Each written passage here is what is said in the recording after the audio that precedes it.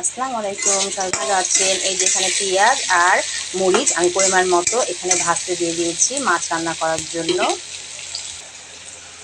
এখানে আমি হলুদ লবণ মরিচ মাখিয়ে আমি মাছগুলো ভেজে নিয়েছি। আর এখানে কচু আর কলা লবণ হলুদ মরিচের গুঁড়ো দিয়ে মাখিয়ে ভেজে নিয়েছি।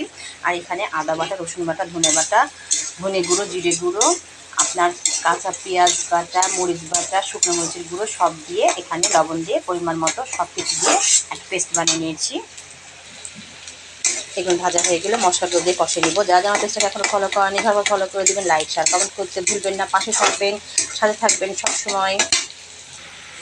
এই যে মশলাগুলো কষানো হয়ে গেছে, এবার আমি কচু আর কলাগুলো দিয়ে দেবো ভাজা, দিয়ে ভালো করে কষে নিব। আর চুলাতে আমার করলা ভাজি হচ্ছে, দিয়ে আমি এটা কষে নিয়ে পানি দিয়ে দিব, দিয়ে মাছগুলো দিয়ে দিব। এই যে আমার কচু দিয়ে আর কাঁচা কলা দিয়ে রান্না হয়ে গেল মাছ। সবাই ভালো থাকবেন, আল্লাহ হাফেজ।